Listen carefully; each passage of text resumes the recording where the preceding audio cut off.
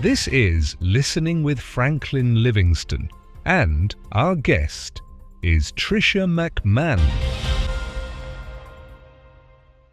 So today we have Tricia McMann. She's a marketing executive. She's a very busy person, and I'm really honored to have her here on the show today. Welcome, Tricia. Thank you. Thank you for having me. Absolutely. Yeah. How was your ride? It was enjoyable. It wasn't that bad. Traffic is pretty crazy. Yeah, it has changed. I think Night I have time. seen. Yeah, I have seen a lot of change in the traffic patterns since 2020, Yeah. since the pandemic. Yeah. And I feel like a lot of people just, it's their first day on the road and don't know what to do. Yeah, a lot of new drivers, a lot of new. So a lot of people, I think it adds to their emotion if somebody's going for an interview, somebody got a new job, somebody's going to see someone in a hospital. So we don't know what's going on in someone's life, and it feeds to their current state of mind and emotion, and then their driving pattern changes. Absolutely. Yeah. Absolutely. I mean, a lot of people have a lot of things going on. And if you just don't put on that blinker because you're thinking of something else, it triggers the person behind you, which in turn probably triggers that person behind Mhm. them. And next thing you know, you're in the middle of a road rage. Mhm. So Mhm. it's kind of scary. It is. It is. So when let me ask you this: when you grew up, and you grew up in Northeast, Yes. where was it? And so, how was the driving then versus now? It was quite a bit different. Where I grew up, we had no traffic lights. Hmm. And there was probably one cop for the whole town. Um which was nice. I mean, people were, I feel, back then were a lot calmer, It was closer to, sorry, Boston. It was about an hour and a half outside of Boston. And it's a small town. Our high school joined into another town to have enough students. It was that kind of size, which was always interesting too, because the town that we joined was a little bit wealthier, so there was that transition of going from, just kind of middle class Mm. to upper class, and in a whole new town. So it was interesting, but I met so many great people right away, and they welcomed us, so it was nice. So the demographics or the overall population of the same town, is it the same? Have you been there recently? I have. My brother still lives in the house that I grew up in with his wife and son, and it now has become this area that people from New York City are now trying to buy their homes in this town. Uh, Hmm. it's a great family environment. So the housing prices went when I was a kid, they probably have tripled, and Mm. that is the place to be now. So it's interesting to see the change. Yeah. When we were growing up, you kind of wanted to get out of there, but now people are trying Move in there. to Yeah. get back in. Because I think in the city, raising a family might not be that easy. You know. It seems difficult. I think but there's pros and cons. I think if a child that grows up in a city, it tends to be a little more have wherewithal Mm. in their environment.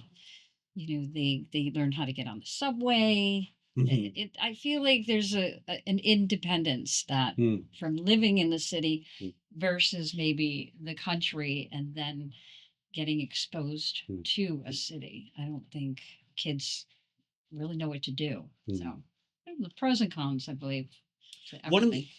Yeah, definitely. One of the things we talk about on the show is the belief system, because in my experience, cities like New York City, it's very difficult to have a sense of community and values, because mostly people you might consider friends or your community are just there because you share the same profession, or you just have a reason to hang out. Hey, you want to go out and eat? That's it. Mhm. But or you have extreme clinging to some sort of belief system, whether it's a sexual orientation or political belief system. You just know that we hold on to that belief system, but that belief system is not something that you will live out or you feel accountable to. Whereas in a traditional, I think, towns and communities, that's a little different. So when you were growing up, was there any religious influence, or what was the belief system of that town or community or your household? I did not grow up in a religious household. You did or did not? I did not. Did not. I Okay. did not. I was Roman Catholic. There was one church in my town. I did not attend it. I maybe took a few CCD classes, but CCD is it's a Catholic type class. catechism. Yeah, Okay. yeah, a catechism, and I did it because my neighbors, my friends, they were going, so I wanted to be a part of it. But after that, it wasn't anything that I followed through on or felt like I needed to follow through on it. So my parents were, they were kind of whatever I chose to do was okay. Did they practice any religion?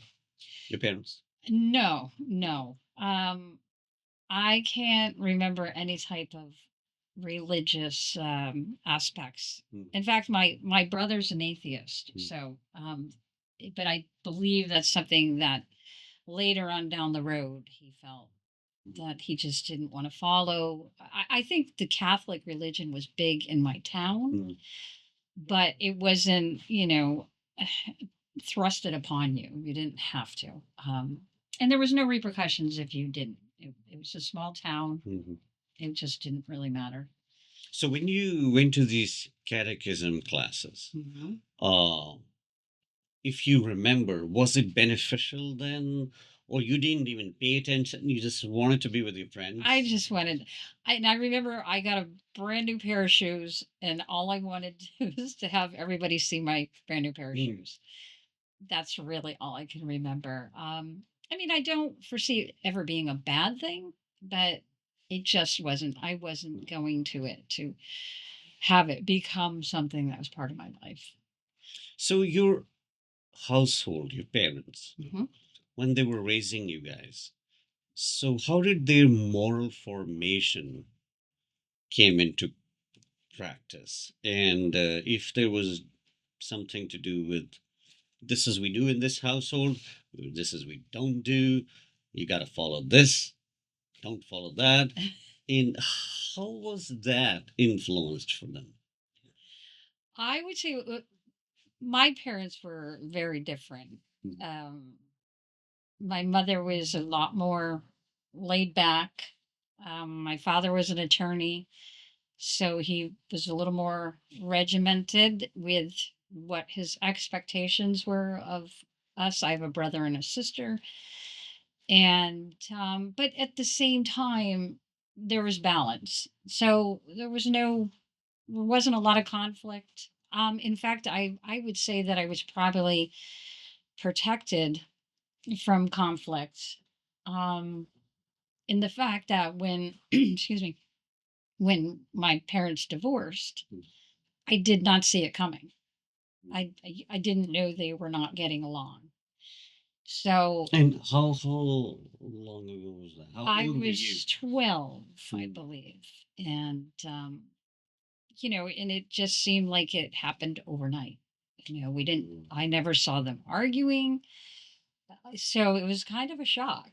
Um So I don't know if that, in some households you grow up and people scream and yell and they stay together forever. Mhm. And then there's households that don't, and you don't ever see it coming. So, but So when you were more of a uh, so in elementary school level, Yeah. So was it a very disciplined overall? So I understand your father was more regimental than your mother, Right. but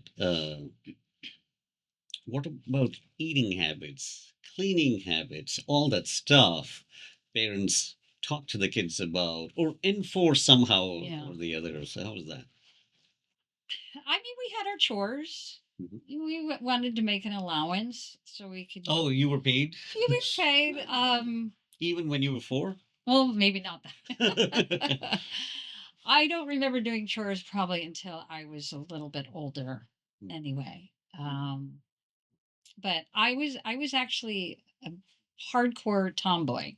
Hmm. And so I grew up, I got a motorcycle when I was 12 and rode with my brother. And so but this town, again, it was just very laid back. So there wasn't a lot of, you need to do this. And if you don't get it done, there's going to be repercussions. There was none of that. Hmm. It was more of, I'm here to support you and whatever you need, we'll figure it out. I wasn't spoiled, although being the baby of the family, I'm sure You're the youngest? I am the youngest, and my brother and sister would probably differ that I wasn't spoiled, but um yeah, it was just I was very lucky with my upbringing, very. And how did that translate into your own household? How did you raise your kids? I think I raised them a lot like my mother. I was and I am. I'm still very, understanding of what they do. I don't think, I think my husband would think that I don't put enough responsibility. But I think there's a fine line for that. They both respect me, which to me is the most important part. They do call you They do call and me as update you. yes, and he's 22. He Yeah. doesn't need to call his mom, and it's not a bad thing, but we're very close, and I support them, and they, I believe, have become fine, law-abiding, respectful young adults, and to me, that's the goal of being a parent, and then they can carry on that with their kids. Um, my husband's a little stricter. He's not by any stretch what some people would define as strict, Mhm. but he does think that I probably maybe them a little bit more, but they're boys and boys love their mom. Mhm. And it's a nice, they're good kids, and that's all I can ask for. When I'm not around, they're respectful to other people. They grew up, their schools were a lot different than my school. Um, the variety of cultures and nationalities is much more wide range now. I mean, I don't even think we had one African American boy come to our school, and I remember he moved into our neighborhood, and somebody burned a cross on their front yard. And I remember going with my mother, and my mother just would have nothing to do with that and brought them food for the neighborhood. And it was shocking. It was absolutely shocking to think, at that point in life that that kind of thing still happened. So, But help me understand and our viewers too. Uh, the concept behind this burning of a cross in front of their home. well, it was a white neighborhood, and the town that I grew up in was the majority was white. My high school had maybe 3% that were not white. Um, and so I just think this neighborhood, which unbeknownst to me, I wouldn't think I grew up in a racist neighborhood, but apparently I did because they did not want this family in the neighborhood. And so they made a point to make sure that they knew they were not welcome. The letters in the mailbox. I The hate letters hate means letters. go to Absolutely, Georgia or whatever.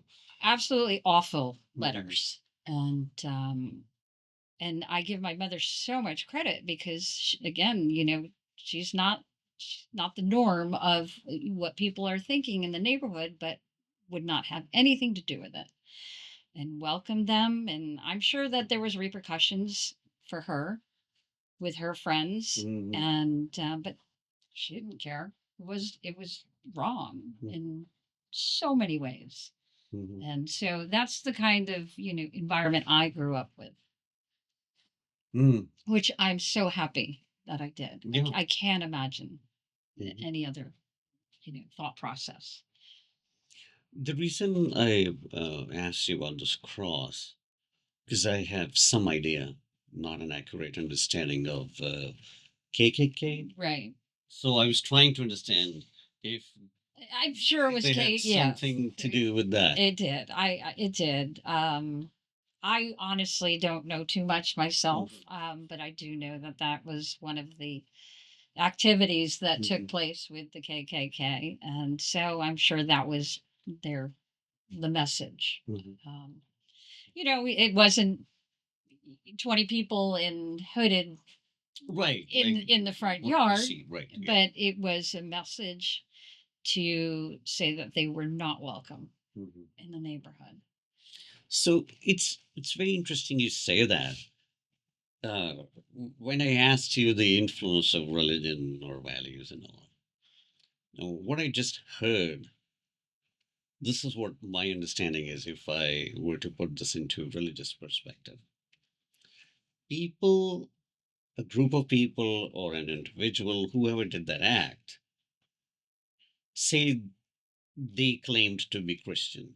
It doesn't matter, Roman Catholic Christian or any other evangelical or Baptist. But their act was so against Christianity. But what your mom did, she might say she wasn't a Christian, but her act is more Christian. Right. Right? Absolutely. And that was, and this is what my argument with her act was definitely rooted in a belief system she learned from wherever, we don't know, that you respect, you restore the dignity of another human being, you respect them, you love them and accept them, which she showed by taking food for them. Right. Right, which is very powerful. And sometimes I struggle with those people who just have these labels. I'm Christian, I'm Catholic, I'm believer, I am. Uh, and it goes beyond Christianity, but their actions don't really show that. Because Right. I believe actions speak louder than words. Right. So that's a fascinating story, and no wonder you are a fine human being and an excellent lady. And I thoroughly enjoyed talking to you whenever we spoke, even connecting you for a little bit today, like when you were drinking your tea. So it's great. I think I love that you taught directly or indirectly. I don't know, but that is embedded in your family too.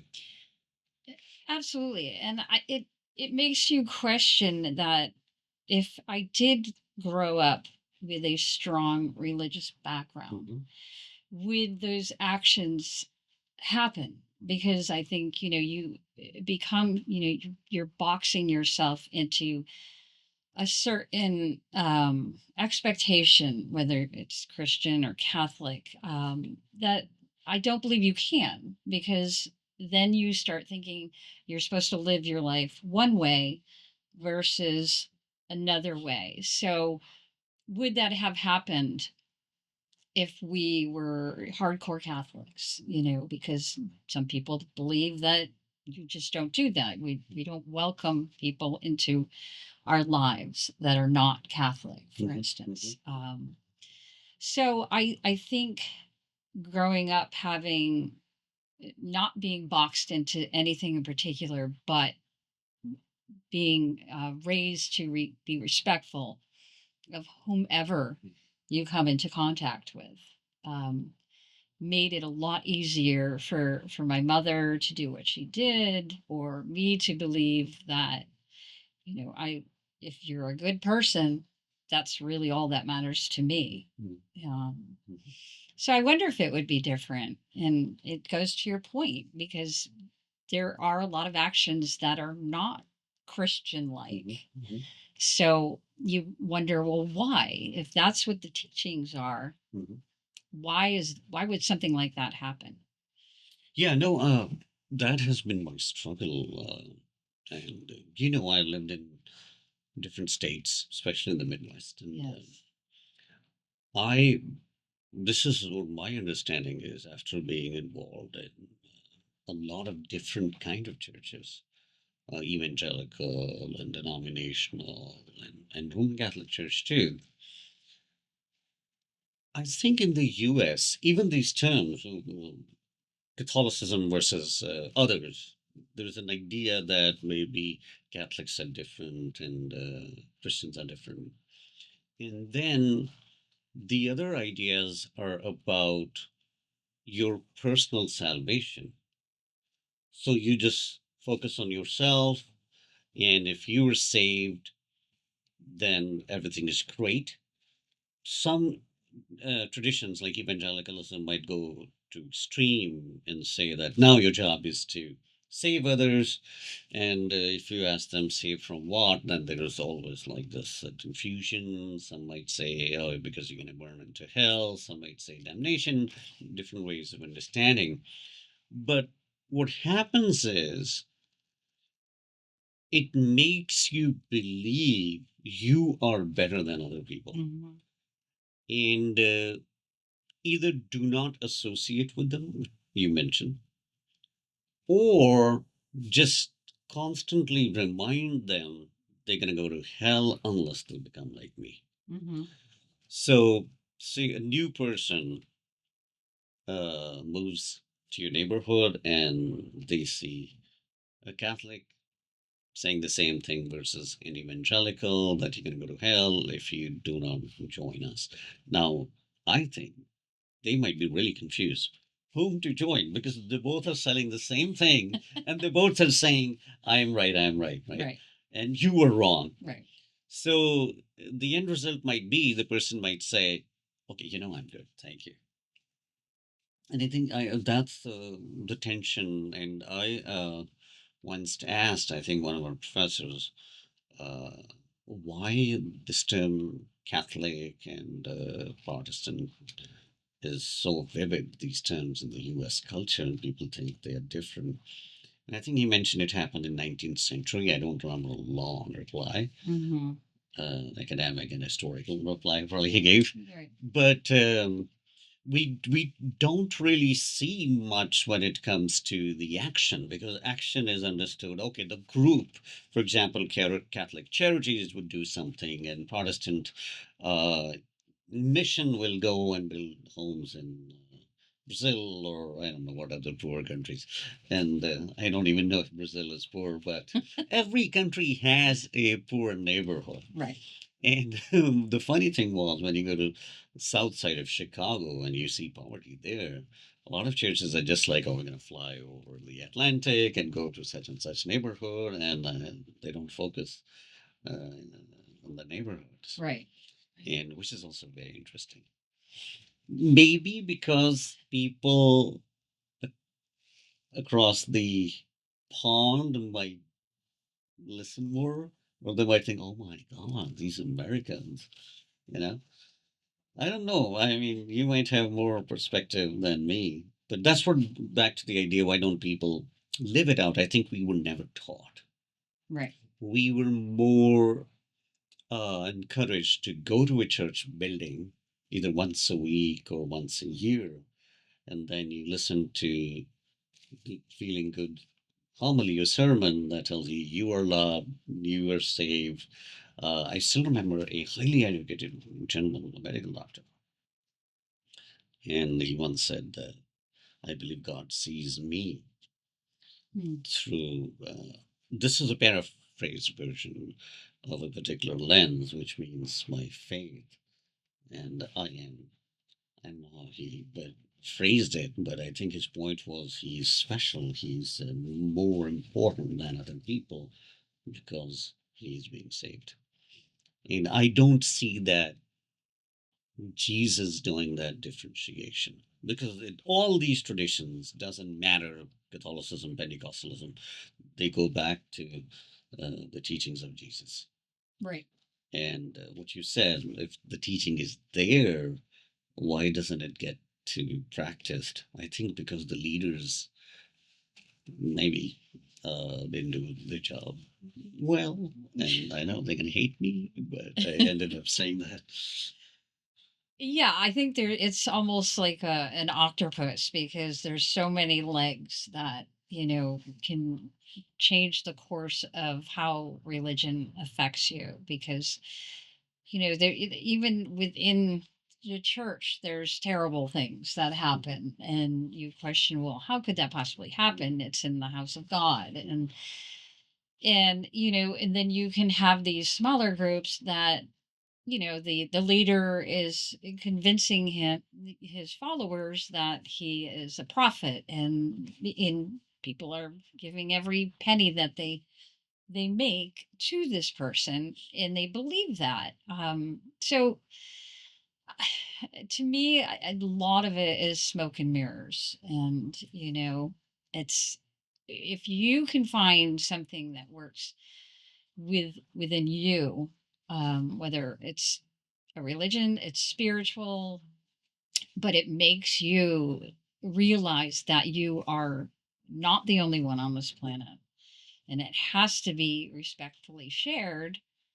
And maybe it does give you a sense of that you're part of a higher power, but for good. The higher power doesn't have to be evil or make you feel like you're superior to other beings, because we're not. And and even with the animals we save or share on this planet, it all goes back to speciesism, where humans thinking that we're higher up on the totem pole as animals, so they're here for us to do whatever we want with them. Mhm.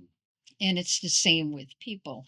They think, well, I have a better education, so the person that didn't even make it through high school, I can't be a part of that because we have nothing that we have in common, which is unfortunate. Because it really isn't. It's about life experiences is what makes you who you are and how you're going to treat people, and be happy. You know. Something just came to my mind. This term prophet, right? Mm-hmm. Are any of your friends church goers, or you heard that from somewhere? Because it's very common these days to see, especially I think in African countries or some other parts of the world, this term prophet and apostle Mm-hmm. and these guys who just will show up in a Bentley and wearing like a three-piece suit and a lot of Absolutely. jewelry and those titles. Right. Yeah. I mean, I don't think it's anything new. I mean, you could Oh, go back to like David Koresh and Waco, I and don't know those people. uh, this was in Texas, and I'm afraid I don't want to get anything wrong because I don't know too much. Mhm. But it was the same type of environment where he had convinced his followers that he was a prophet, and they followed him. They did everything he told them to do, Sorry, and this was the guy. I once saw a documentary of a guy in white suit, and he used to Mhm. take people to an island, or they used to do. Oh, I think that was Jim Jones. Okay, And that's. they had ended up drinking poison Kool-Aid at the end of it.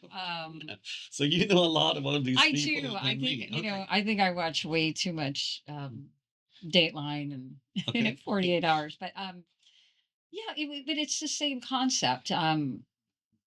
David Koresh was the Waco, and that ended up. I think the United States came in and just demolished the community because it was starting to be viewed as like a cult, and then the United States interfered and destroyed the whole community. But It was within the U.S. it was in Texas. Okay. Like, And when you say the United States moved in, you mean the government? the Oh, government, okay. yeah, the Okay. government did not like that this was happening, Mm. which again could be a whole different conversation. Mhm. But they But you came. were not part of that. No, I'm just no, kidding. no, no. No, but I mean, they put a stop to it, and some could argue that it made sense because it was a type of cult. They were separating themselves, and the women were responsible for doing certain things that without the freedom that we have now. So something like that shouldn't take place, but how it was handled um, is another argument that says, does the government have the right to come in and Mm. just put a stop to these things? So, it's a question that just is almost impossible to answer, I think. But what about the more of a, for the lack of a better phrase, mainline churches like Catholic and Hmm. Presbyterians, Methodists and Baptists? They were against that tradition, or they were okay with that? I'm not sure. I would think that a lot of these smaller organizations or communities that they kind of trail off of your traditional Mhm. religions and form their own. And These are organizations because they also ask you to send money to them. yes, Yeah. yes, Yeah. and yeah, and I think it seems like they take a little bit of each religion and kind of form it into their own and start another you know, belief. And so it's I have seen some crazy stories on just on the TV where what you said.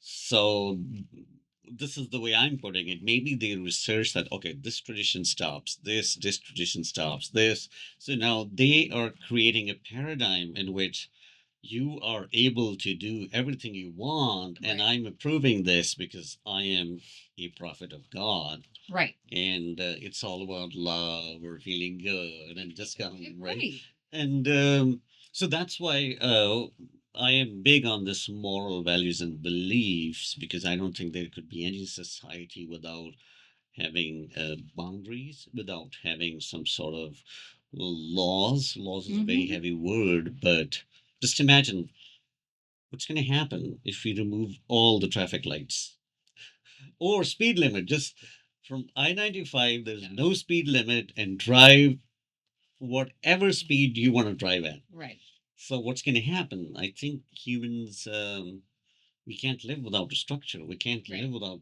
a law.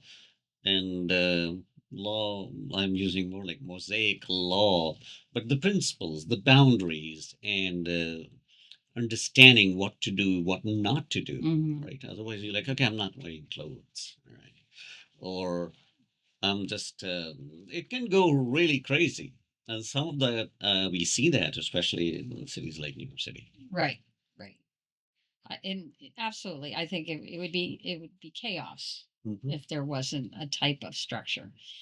Um, but to that point, I think if you start becoming too structured, Right. it's also People get suffocated. right, Yeah. right. And I think a lot of these, you know, when you have a small organization that has a profit in, they have a more of a they like you said, there's something that people feel they can relate to. So there's a comfort level. Hmm. And that's what most people why they get into this situation and don't know how to backpedal and to get out because there is that comfort to being a part of something. And I think that has been the history.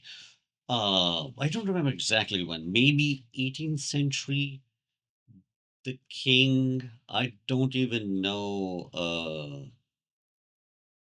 Was Vatican part of the UK? And please, church history professors and English history professors, forgive me.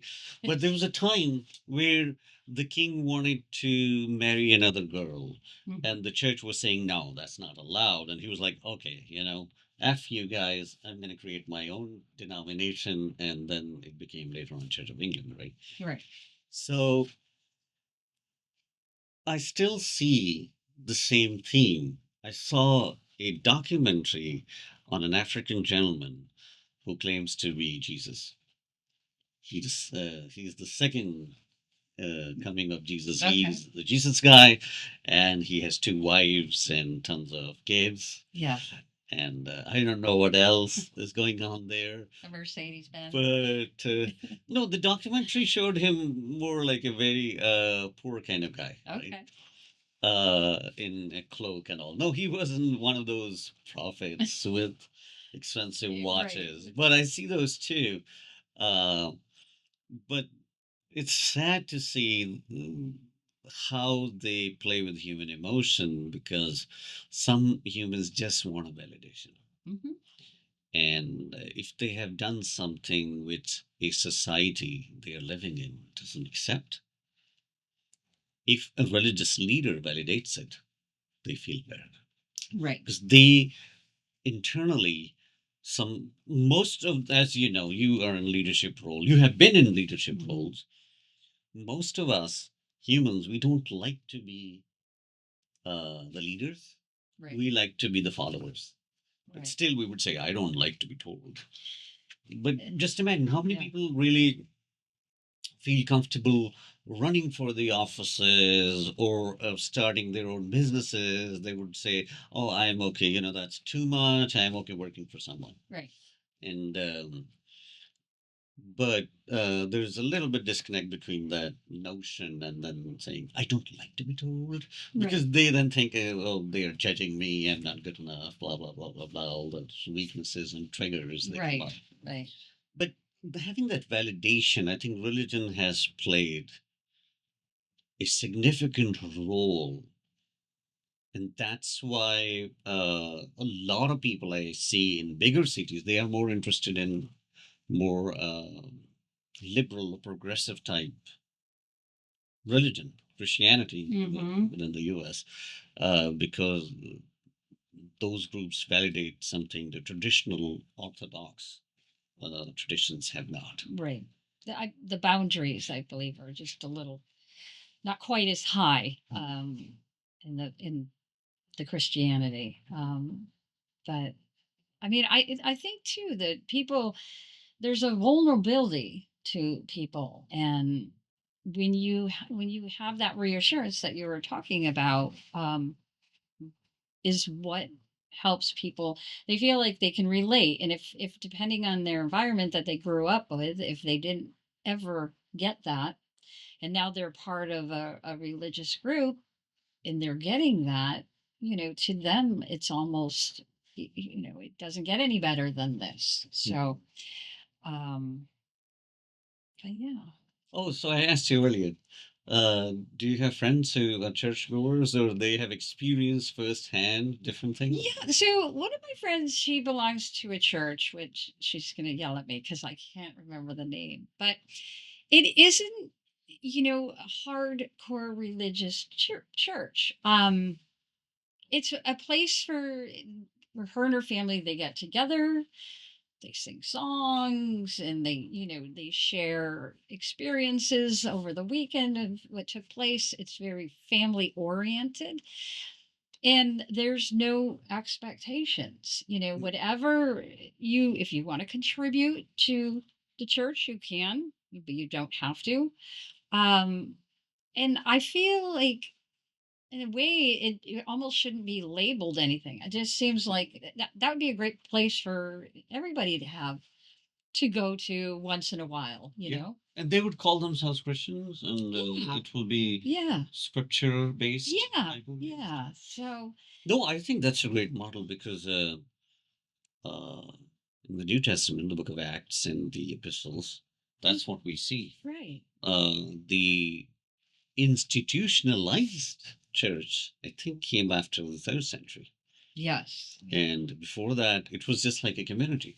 Right. And you would share because, see, you go to a traditional church, a guy delivers a sermon, and you're sitting among, say, 40 people. You look at them, a lot of people are not friendly, a lot of people are a bit different in the age demographic, Mhm. and you might say superficially hello and might shake hands and then go home. Right. But what you are sharing is more practical. So, for example, if someone just needs to get something off of their chest, they have a place to do that. Right. And they feel safe because everybody knows, and do also they eat together. I don't know. Yeah. I mean, Yeah. they have these dinners Yeah. and pancake breakfasts, and That's great. and it does. And I think that that's a big part of it, is having a place to get things off your chest in a safe environment, as opposed to, feeling alone, Mhm. which we all know can lead to a lot worse things, mental illness, and just, and then problems become bigger. Mhm. So if a place, and I like that way of more of a community, Mhm. um, location, I guess, if you will, is a good thing, Mhm. and everybody's welcome. It's not like, Yeah, that's terrific. I think when I went to Rome, I saw those catacombs, they call it. mm, oh yeah, I wasn't sure. I thought I might feel like, oh my God. yeah, But I was okay. I wasn't alone. I was yeah, with a yeah, group of students who went there. And so we learned that these poor, marginalized communities used to get together and eat. The early Christians. yeah, And it wasn't like these bells and whistles like church bell. It's very cool stuff. yeah, And you watch a movie, Christmas movie like Charles Dickens' A Christmas Carol and all. But it's great if we truly live those principles, that teaching which you mentioned, right, out, and let other breathe and let others share. But if we don't have time to listen, like with this I was going to say Orthodox, but traditional church service, you don't have time to listen to other people. And I think listening helps yeah, because listening develops an understanding, hmm, and listening develops a recognition, and listening uh, really lets us empathize with those in pain. Like your mom, what she did. hmm, And listening doesn't have to be literal, but what she saw was a listening, right, and deep down she felt it was wrong, and she became a tool of justice and grace and love and peace to that family. yeah. But did they live there longer or left? They did. They stayed in the neighborhood, as long as I was there. I went away to college, and I still see one of the sons on Facebook. So, it turned out okay. Um, but yeah, you just, I wouldn't even know where, if I was experiencing that, like how that changes you as a person. I mean, because it would have been so easy for them to, at the same time, form hatred, Mm. to the neighborhood, Mm. not realizing that everybody was on board with, having Mm. that thought process. So, it's just, I think, unfortunately, human interaction and experiences have so much impact on people today, Mm. and the decisions they make, and who they're going to let in their life, who they're not. And it's unfortunate, Mm. um, because bad things come in all different Mm. sizes and looks and appearances. So Mhm. Mhm. it's just something you have to, look past, Mhm. and just try to move forward and just be the best person you can be. I mean, it's not as easy as said and done. There's days we're all aggravated, and or want to yell at the car next to you Mm. because they just cut you Mm. off. But again, you don't know what they're going through that at that moment. Mm. But it's just a lot of deep breathing. Mm. Mm.